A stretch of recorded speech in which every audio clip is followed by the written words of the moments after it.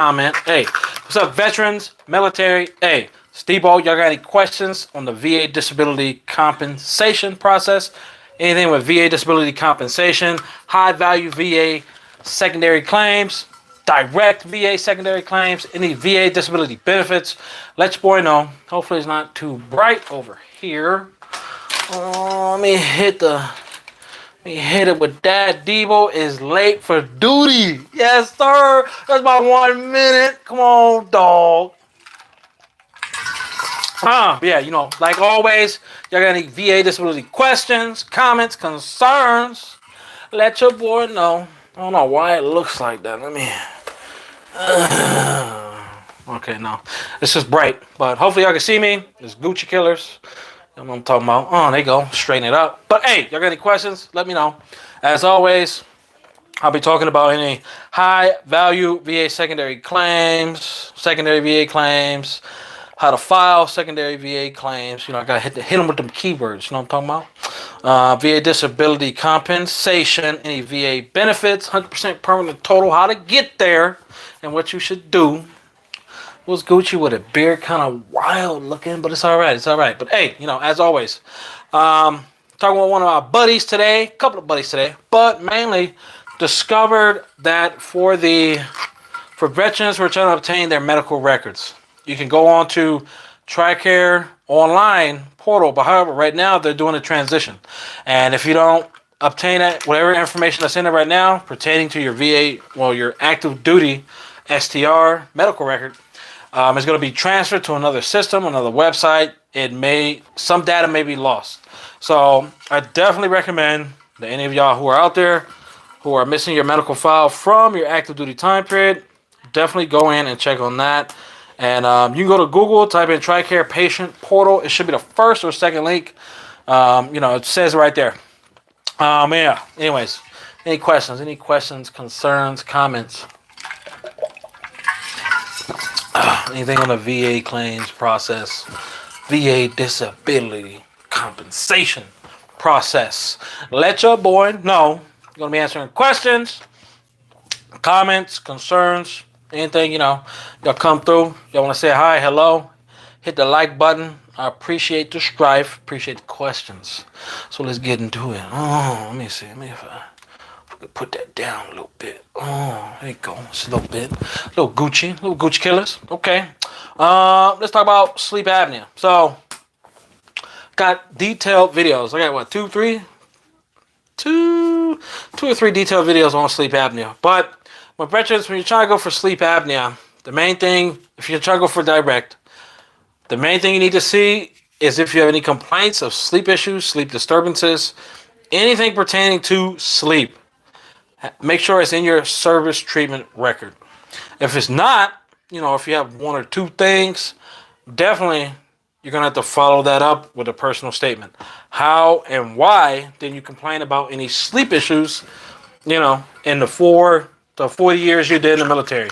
Not 1 year you complained about it. So you definitely need to capture that in a personal statement. How do you capture that? Simply explain why you didn't go to medical, why you didn't complain. Was it due to the military culture? Was it due to your chain of command?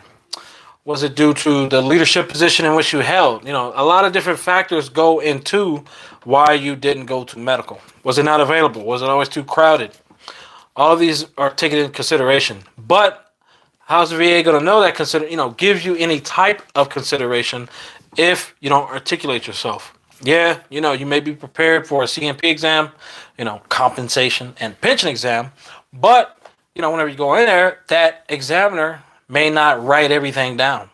So the best way to put you in the best position on getting service connection or on a secondary VA claim, you want to have that personal statement, a detail, don't have to be 40 pages, two pages, cool, straight to the point, what you're going for, symptoms associated with that specific disability, meat and potatoes, just go from there. Second thing for sleep apnea claims, you're definitely going to need a diagnosis. A lot of veterans, I know you've been out for like 5 to 40 years. Then you get, I'm going in for mine tomorrow. Yes, sir, Christopher. Hope you do good. And is this for sleep apnea? Or is it secondary to PTSD, sleep apnea? It's kind of hot today. Don't mind me taking a little sip. But yeah, Christopher. Hopefully, you go in there, you fucking PTSD claim. Okay, Gucci Killers, there you go. Yeah. So for your PTSD, when you go in, I say it all the time. Take in a DBQ if it's your first time or if it's an increase. I think it's your first time. But yeah, you want to go in there, but everything you submitted for that specific claim, with to include a DBQ, whether it be filled out or first time. Okay, Gucci Killers. Definitely, you want to make sure you hit everything. I recommend taking in that DBQ, that disability benefits questionnaire. Take that in. Like, hey, I got my DBQ. I want to follow along. And one of the first questions they should be asking you is, when did this start? And then that's when you start talking about that stressor event in which it occurred in the military. Make sure that they are aware, even if they seen your shit already. So I am wondering on what to do. All right, I'll give you some advice right now, dog. Come on, brother, man. Hold on, Chris. I got you, dog. So when you go in there, definitely want to take everything with you that you submitted for that claim. Personal statement, buddy statement, your diagnosis, your stressor identified. Because those two things, stressor and diagnosis, those are the two things that the VA denied PTSD claims for. Yes, you can. Oh, what's up, LG? What's Gucci with it, brother, man? You can, go in there without one. However, depends on how you speak to that examiner and what they actually write down. Like, hey, that's two different things. So it's definitely you want to go in there with, diagnosis, stressor identified. And then when you sit down, let that CMP examiner know, blah, blah, blah. Fucking, I got all my shit. I'm ready, If you need notes, bring notes in. If you want to refer to your personal statement, refer to your personal statement. One of the first questions they should be asking you is, when did your signs and symptoms start with PTSD? Then that's when you go into your stressor event, which more than likely, hopefully, it started while you're active duty military. Talk about anything revolving around that date. If it was multiple dates, what was life like after the stressor? So when it occurred in military, how was your daily life afterwards, personal and on the professional side, working with different members? I heard that. Talk about what's wrong and don't go off track. Yeah, just don't. Yeah, I mean, it's your first claim. So you try not to go off track, but you still got to establish when did it start. Blah, blah, blah. It started on my second deployment when I went to Iraq on my first contract. They'll fucking look at that, blah, blah, blah, blah. They'll refer, okay. And then they'll more than likely ask you, how's life been after that? And then, you don't have to tell a life story, but, keep it nice, sweet. Following the event in Iraq, Afghanistan, naval ship, whatever the case may be, in the sky, under, in the sea, land, whatever the hell. Talk about a little bit about the details of the event, your stressor event, as well as talk about any symptoms that you started, that are associated. As well as you'll get to the symptom area in the CMP exam. You definitely want to, reflect on anything that you're currently experiencing, not, like on a frequent basis. Nightmares, night terrors, panic attacks, shit like that. And, first you want to start with the symptoms associated with the DBQ, and then anything outside of the DBQ, then that's when you want to start talking about it, any symptoms. And then they'll get to the parts where, they'll ask you questions about your personal life, what have been some impacts, if you've lost friends, family, relationships with them, all in this stuff.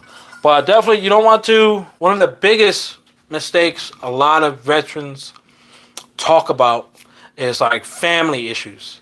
Try not to bring up any family issues or anything prior to your stressor date. You want to stay on track. You don't want to get off sidetrack and, start talking about family, family stuff that occurred prior to you even enlisting. And then, blah, blah, blah. Then you get into your stressor. And then, post-military, how you're dealing with your mental health. They may associate it with your family. So you don't, whenever they ask about family, just keep that shit out. Don't even like, hey, this is pertaining to this claim, to this event that happened 5 years after I've already enlisted. Talk about that. definitely don't want to get sidetracked because examiners, they like to play games, sidetrack you. Then you'll be talking about family affairs prior to getting into the military, and then they'll attribute your mental health condition to that. I've seen a lot of veterans get that taken care of. Well, not taken care of, but the VA identified that as that's the stressor, not anything in the military. Okay, I see what you mean. Don't be too much. Yeah, don't be too much. And definitely if they ask you anything about your family life, just like, hey, unless it pertains to the claim, it don't fucking belong. Don't belong. Understand me? But yeah, so it should be 30 minutes to an hour exam. Don't let them rush you. And at the end of that exam, I suggest you like, hey, are you going to be recommending service connection? And if they say yes, well, okay, Gucci bet. If they say no, well, okay, well, how can I, what do we have to talk about to further elaborate on, a specific area in which we can get, I want to get service connected for this. I've been dealing with this issue for quite some time now. I've been getting treatment, it had started in the military. I just want to see if they say no, how can we readjust this CMP exam to where I get service connected? You know what I'm talking about?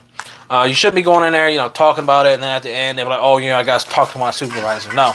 They should have already evaluated your profile prior to you coming in. So if they give you some, BS, oh, I got to fucking review. I'm like, no, between what we've already talked about, because the CMP exam is a formality. They already got, they already have a general census if they reviewed your medical profile prior to you coming in for everything submitted for PTSD. They should have a good idea. Okay, blah blah blah blah. They're saying that it occurred on their first deployment. Okay, when was their first deployment? They go into your SDR or whatever medical evidence says you submitted, but they're still going to check your SDR and your fucking record. Make sure you deployed. Okay, Gucci deployment right there. Personal statement, buddy statements corroborate with that time frame. Okay, does he have a diagnosis? Yes. Does he have a stressor identified? Yes. Is that stressor identified to a time period in the military? Yes. You don't necessarily need a diagnosis of PTSD active duty time, but you want your stressor to be attributed to your military time because that's how you get service connection for it. What the hell else? After that, they're just finding symptoms and impacts to your personal and your work life. PTSD is one of those mental health conditions to where you need to meet that criteria, both of those criteria, in order to get a service connected. It doesn't work the same with anxiety, depression, insomnia, mood disorder, schizophrenia. For some of those, you just need a diagnosis. Well, for those, you just need a diagnosis. Signs, symptoms, impacts to your personal and work life. Yeah, hopefully I get you some tidbits. Big Chris. Oh, what else? What? We got any questions? Hey, as y'all coming in, y'all got any questions? Feel free. Going back and forth between veterans. Schooling them up. Hope you're doing Gucci, LG, ready for the weekend. Got the Crown Peach on chill. You know what I'm talking about? How will I know if it went well? Christopher, so if you ask. At the end of that exam, ask that that CMP examiner. Be like, hey, from what we've discussed today, do you plan on recommending service connection for my PTSD claim? And they should be like, yes, 100%. I already reviewed your shit prior to you coming in. We had this, conversation. I got additional more information, and yes, I will be recommending service connection for PTSD. What that VA rater does, if that CMP examiner say yes, they're going to recommend service connection for PTSD. It goes to the rater. It could be something completely different. Different raters see different things. They're like, it's like some raters they look to deny. Like I got a couple of VA raters on my TikTok account. They say one of them said he denies often and he denies when he can. So he's all about denying. I don't know about all that, but definitely if you have everything you need, go in there, be confident. not too confident. It is a claim. So, motherfucker came in here acting like Debo. Who the fuck Debo? I'm talking about? Come on. So, don't go in there smiling. Don't go skipping in there. You're in there for a mental health, disability compensation, and pension exam. Go in there, chill, talk about your symptoms, how they are on the worst day, as well as impacts. Have you lost work? Have you been in between jobs in the last year? They're really going to be focusing on the last year. So just keep your thoughts and your responses within that time frame, at least to your general impacts, unless it's something significant. But yeah, any other questions? Any other questions? Questions at all? I see a couple of y'all in here. Don't be shy. Don't you take D-Boat. Yes, sir. I'll be at the door waiting. I'll be like, with my Gucci shades on, just looking at that CMP examiner. Like, come on, dog. Come on. Come on. We got 30 minutes at least. We ain't. Nah. You better start talking. You better write some stuff down. Open up the DBQ and IMO, because that's the only thing you're doing. You shouldn't be doing anything else. So definitely, when you go in, the first thing you should be like, hey, blah, blah, blah. I got everything I submitted for this claim. I got my DBQ. I hope you got your DBQ and shit out too. So, let's go question by question. Take over the exam. You don't want them to take it over and then it ends up being a 5-minute exam and then you come out feeling all shitty and salty and then you're like, fuck, should listen to Debo. Come on. When you feel satisfied, that's when you be like, okay, take as much time as you need on each question. Even at the end, when they say, is there anything else? I would say, is anything else? Do you plan on recommending me for service connection? For PTSD? Yes? Okay, Gucci. No? Okay, why not? Oh, blah, blah, blah, blah, blah. I got to talk to your supervisor. Okay, where's your bring your supervisor in right now. I'm sure they're here, on coffee break, on YouTube, watching Debo right now. I don't fucking know. I'm sure they're here. Go get them right now. If they, don't settle with a BS excuse from them. You know what I'm talking about? So, hopefully it comes out Gucci. You let me know how it goes. And, we raise our glasses tomorrow. It's Friday. Any questions? Any questions at all? Got a couple people in here. I appreciate it if y'all hit that like button. It don't take much to hit that like button. Steven, can you record your CMP exam? I'm almost certain you can't. I know in California you can't. There's laws pertaining to that. What you mean record? Like video record? Like set your fucking camera up in the background? Like, hey, what's up, dog? Or something like a video recording. But I'm sure it goes by state. And then at that point, I'm not sure how those individual third-party VA examiners, VA fucking, what do they call it? CMP examiners, how they're going to be, if they got different policies and shit, saying that you can't record. But I mean, you're definitely, you're definitely welcome to call and ask, possibly, or check your state laws. Check your state laws as well as that third-party examiner to make sure. Okay, hey, I want to come in here. I want to reflect on my thoughts later on. Got fucking loss of memory, short-term memory. You want to fucking like, hey, can I come in and record? If they tell you no, like, okay, why not? Is it in the policy? Is it against state policy? Definitely you want to ask those questions if you feel like you want to. If you want to go in and record the session, by all means. As y'all coming in, by all means, y'all get any questions, please let your boy know. Going to be asking all VA disability compensation questions, anything about the VA claims process. If you were recently denied any VA claims, let your boy know. Active duty military, transitioning out, trying to, get into your VA claims. I definitely recommend y'all start utilizing the BDD, benefits delivery at discharge. And you can process your VA. Well, start the process of your VA claim 180 days prior to your separation date, which gives you 180-day lead time on those VA benefits. You get a good idea coming out the military. Okay, am I going to get 10% or am I going to get 70, 100%? So definitely it's something if I can take advantage of. I wish I would have known about that when I was active duty. I would have 100% took advantage of that. I would have went into medical a lot more. If I would have known as much as I do know now, it would have been like night and day when it came to the VA claims process. I probably would have been 100%, fucking 7 years ago, and I wouldn't even be on YouTube because I'm like, but, things happen for a reason. Trials and tribulations. We all here, veterans. Hey, y'all got any questions pertaining to your own VA claims journey? Let your boy know. Let's get y'all increased. 100% permanent total, TDIU, whatever the case may be. Let's get them. As well as I appreciate it if y'all hit that like button. It don't take no time to hit that like button. Any questions? Any questions at all? Steven, you got an upcoming exam that you would like to record? And if so, how soon is that examination? Is it a couple of weeks? Tomorrow? LA, what's up, Debo? Hopefully you got my email so you ain't motherfucking treat me like motherfucking Uncle Ruckus no more, motherfucker. Come on, dog. What's Gucci with it? What's Gucci with it? But yeah, that's yeah. Hopefully you got my email. It's Gucci. Easy to understand. Hopefully it helps you out on your claim as well. Anyways, any other questions, comments, concerns pertaining to the VA disability?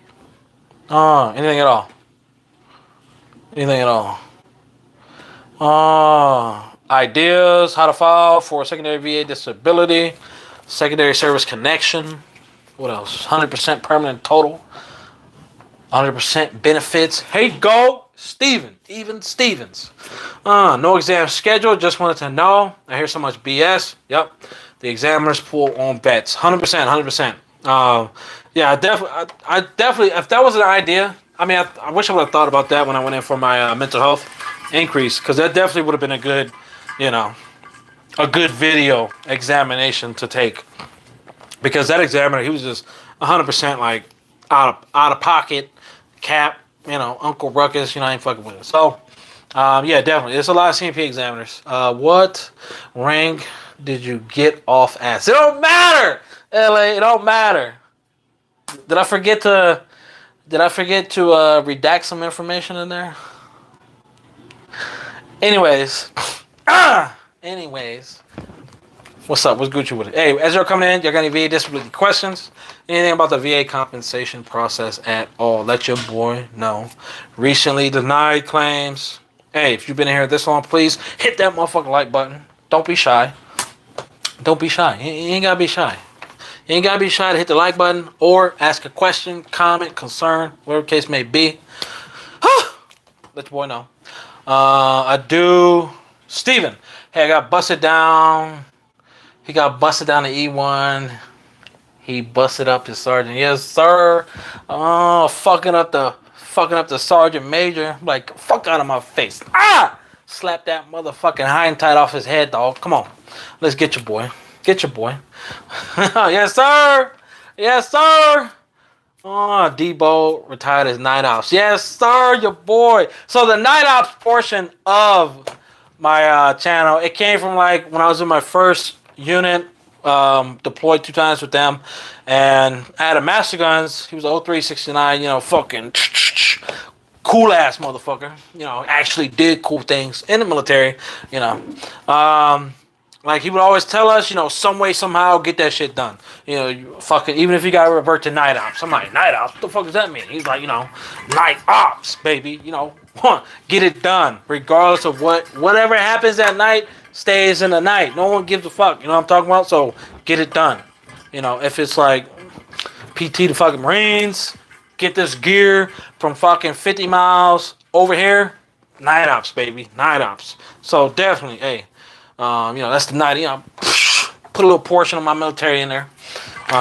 Second part was, VA. Come on, get your boy. Yeah, definitely in the VA claims process, you gotta be doing a lot of night ops. And I found myself many nights not sleeping, stressed the fuck out, just in the claims process, not knowing what's going to happen, trying to look up all this information on claims, just pertaining to me, a couple of buddies here and there. But it's stressful. It's stressful. I get y'all. I feel, I ain't some random Joe out here just talking some BS. But no, I was in the process too. Just got out of it recently. Officially May, but primarily was back in February of this year. So, I was like, oh, huge fucking, fucking rock off my shoulders, boulder, you know what I'm talking about. Yeah, y'all got any questions? Let your boy know. Any questions at all?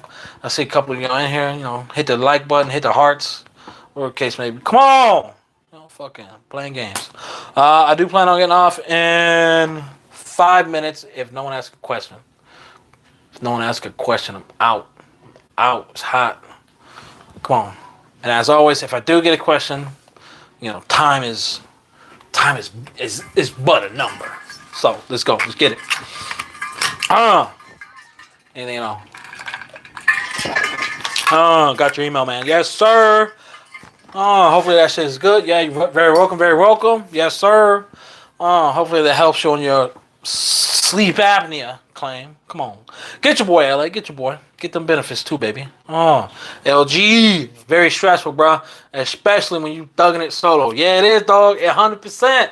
100%, dog. God, walking that motherfucker like I'm about to slap the exam. And I'm like, give me benefits, motherfucker. Fuck out here with that bullshit. Like, so, come on. Definitely. Like, and then it's like, every claim. Let me see. My most stressful claim, LA, what is your recommendation for getting 100%?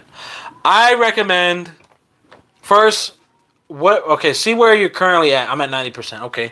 There you go. 90% almost. Are you at a true 90% or are you at like 85% rounded up, 94% rounded down? Like where are you at actually?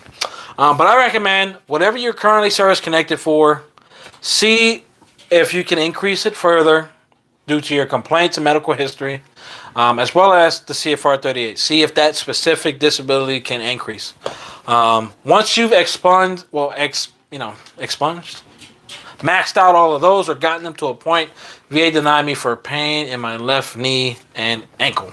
Okay, are you service connected for your right knee and ankle? And sleep apnea. Okay, so for your left knee and ankle, the VA doesn't rate, or anything musculoskeletal, the VA doesn't rate pain first.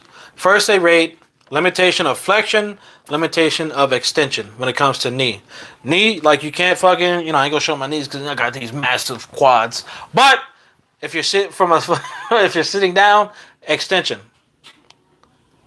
Depending on where you can extend, that's your, that accounts for a percentage as well as your flexion. So you're bringing your feet back to your butt from a seated position. Yes, sir. Service connected on my right knee and ankle. Okay. So definitely you want to file aggravation, or bilateral. You want to put both of that in there. You want to file bilateral factor with aggravation. So your right side is now causing your left side to experience the same symptoms as the right side. But whenever you go into these CMP exams, they should be measured like for anything joint related, knees, fucking shoulders, arms, elbows, fucking wrists, fingers, digits. They should be using this fucking protractor looking thing that measures your range of motion to extend as well as to flex, or flexion. Not like flex, not that, but pretty much like this is flexion, this is extension. And that could have been due to that. So definitely, in order to give you further advice, I would definitely need to see the decision letter on that. But it could be due to that, because first they don't like they don't rate on pain first. Like for your back, you can get up from what 60 and 100%. That's due to ankylosis. Spine, your spine becoming frozen and then pain. But from 0 to 40% for your back, it all takes into consideration your limitation and your range of motion.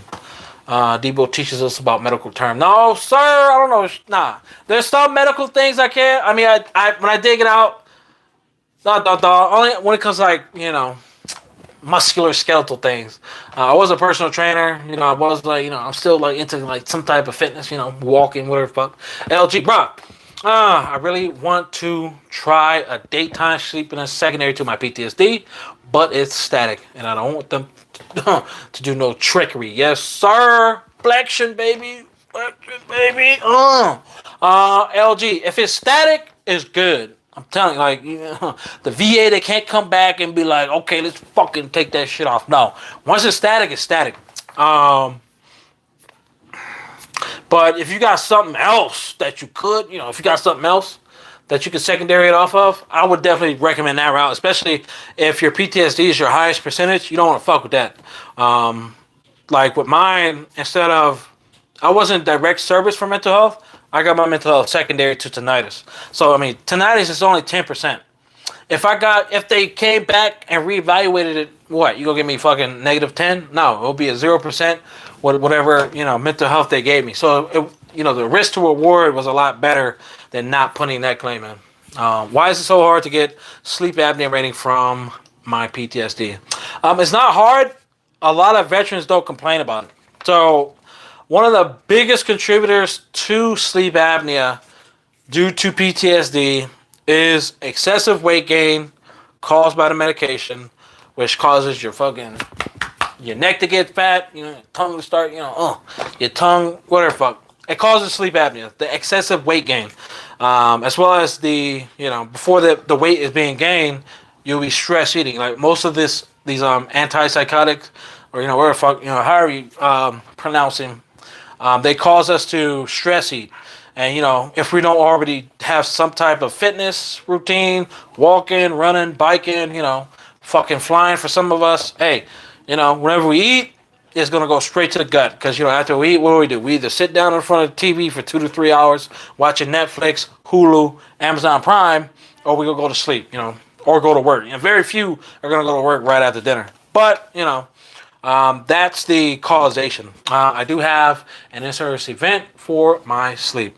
It could be a route, but again, for direct service, you still need to. If you got a complaint, that's good. Sleep disturbances. What are the solutions? So for secondary for PTSD, that'll be a solution. At least for if you got in-service complaints of sleep issues. What were the causes? Like for me, it was due to severe sleep deprivation whenever I deployed, as well as during workups. Smoking, gaining weight, motherfucking being in the Middle East, exposed to like different toxins and all this other bullshit. I don't fucking know how science and biology and motherfucking microbiology works, but it caused sleep apnea because it'll be multiple days. I just wake up, I get into office, I finish a 4-shot thing of coffee, and I'm fucking snoring at my chair by like 10:30, 9:30. So I had early signs and symptoms of sleep apnea. At different commands, different areas. Like I will fall asleep anywhere. Like driving, fuck it, what I'm talking about. So not anymore. Can't be falling asleep with the family in the car. Come on, thought. Yeah, definitely. So that'll be a route. Let's sleep apnea is caused by a couple of things. But you need to evaluate yourself to see which route could you take if you're trying to go the direct service route.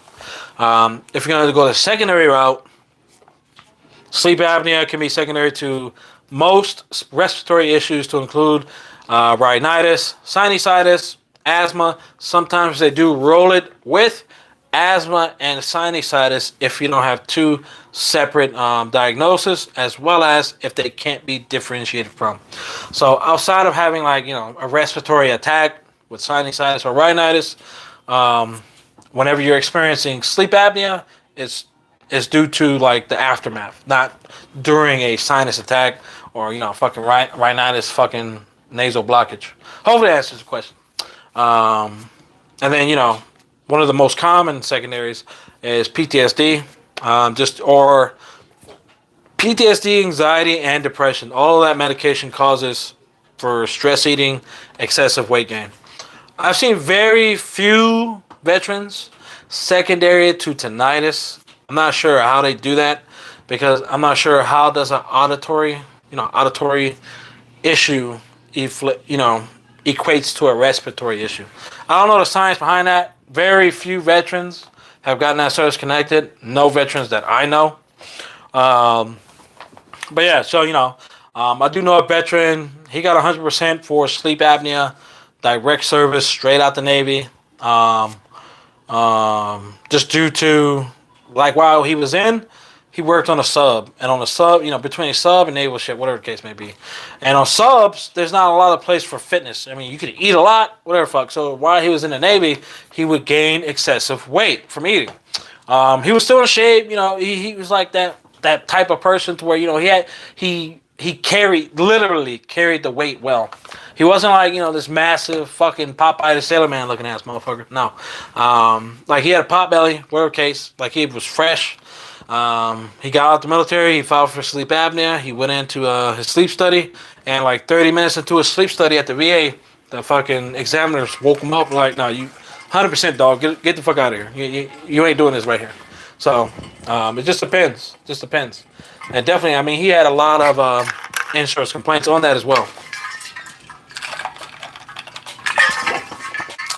Parched. Any other questions, comments, concerns? Oh, your boy. Anything at all? Anything at all?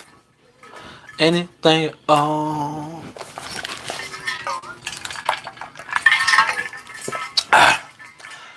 Anything.